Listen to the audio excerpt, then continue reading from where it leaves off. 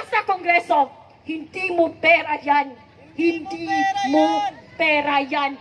Ang kapal ng pagbumukha niyong lahat. Nagtipon-tipon to yung mga iba't ibang grupo, no, dito sa labas ng Kongreso. Nag-ingay ito tungkol sa anomalya sa flood control project, no, mga kababayan. Yan, i-share na rin yung video natin, no, at subscribe yung mga bago pa lang sa ating channel. Oo. Maliwanag na ikinanta na sila ng mag-asawang Diskaya. Pero ang mga Pilipino, matigas talaga ang ulo. Maliwanag na ninanakawan na tayo ng mga animal na nasa loob ng House of Representatives. Ang kapal na mukha ninyo, nagawa nyo pang magpabantay sa mga matitinong kapulisan. Ginagamit nyo ang matitinong kapulisan para kayo maprotektahan habang kayo nagnanakaw, ninanakaw nyo ang kaban ng bayan, mga walang iya. Mga putang ina ng ina nila, huwag po tayong pumayag na habang buhay tayo gawing tanga at laruan ng mga buhaya dyan sa Kongreso na yan. Grabe na, talagang nakakagalit na ito.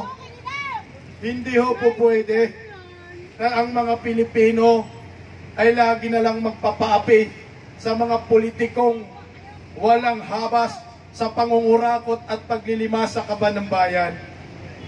Hindi ho po pwede manahimik tayo. Hindi ho po pwede na sila ay sumaya lang. Dapat tayong mga Pilipino ay sumaya. Isipin nyo, kayong mga motorista, araw-araw kayo nagtatrabaho, araw-araw kayo nagbabayad ng buwes. Kada pagbili po ninyo na mismo candy, merong tax yan. Pambihira, nagbabayad ka ng tax, nagbabayad tayo ng tax. Para saan? Para bahain?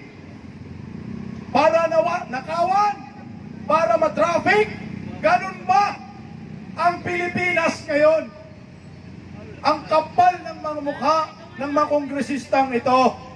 Ang mga ordinaryong Pilipino, ang mga ordinaryong trabahante, araw-araw nakipagbuno diyan sa kalsada para makasakay, makauwi sa kanilang mga tahanan, makapasok sa kanilang trabaho ng maayos.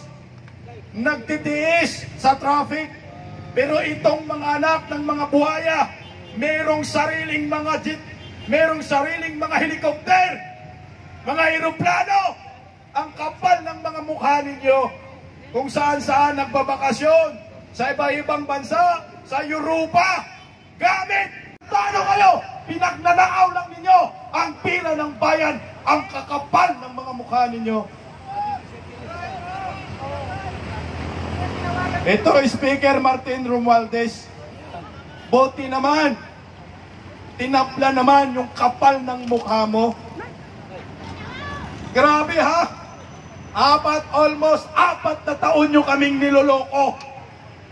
Nasaan ang pira ng bayan?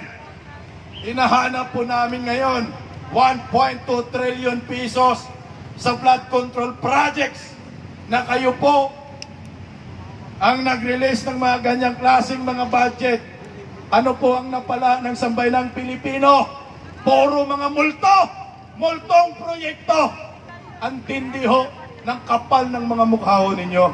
Hindi po kami papayag, Martin Romualdez, na ikaw lamang ay bumaba sa pwesto. Kailangan managot ka, magpaliwanag ka sa taong bayan, saan mo dinala ang bilyong-bilyong pira ng mga mamamayang Pilipino. Earners, ang daming tao, putang ina. Try to multiply 60 million pesos on a daily basis times 50 million Filipinos.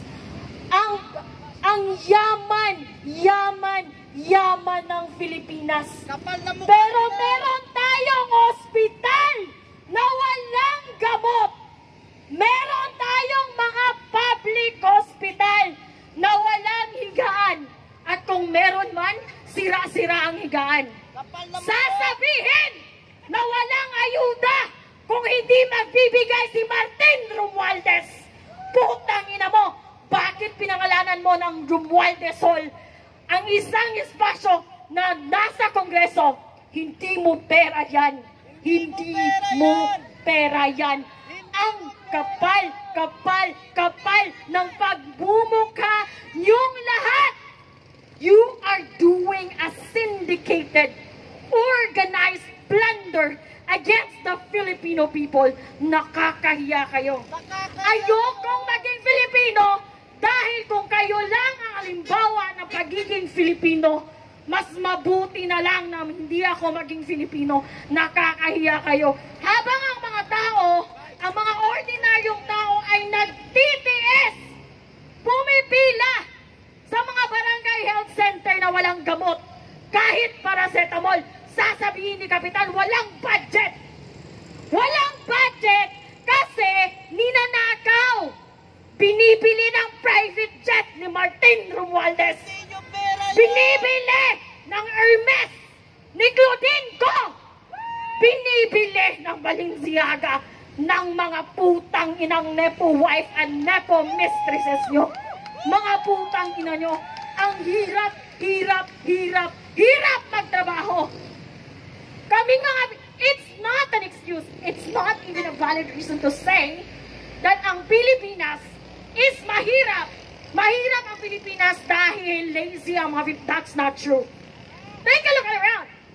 Kahit yung mga tao doing a manual labor, kahit yung mga drivers, kahit yung mga jeepney drivers, kahit yung mga nagbibenta sa bangketa, they double time to earn a few hundred pesos, to pay taxes, to contribute sa mga lavish lifestyle ng mga putang inang nasa Kongreso. Sa mga Pilipino, I urge you, sa mga dumadaan dito, Paso.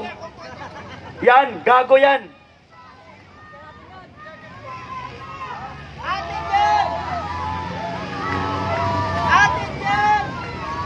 Babay, putang ina! Salamat sa'yo, gago. Wala kayong mga silbi, mga salot kayo. Akala ko, ang salot sa ating bansa ay ang NPA. Akala ko, mga rebelde sila. Ang totoong rebelde ay ang gobyernong ito na walang ginawa kung hindi pagpapahirap sa ating bansa, mga kapatid. Gumising na tayo sa katotohanan, mga estudyante. Magkaisa na tayo. Isang tabi muna natin ang mga kulay natin at ang pamumulitiko natin sapagkat may mas malaki tayong inaharap. Buong mundo na si Martin Romualdez nalulong. Lumipad po kanina ang kanyang sinasakyan na helicopter at tinakot po ang mga brief ng putang inang congressman na House Speaker na bobo na si Martin Romualdez na bugok.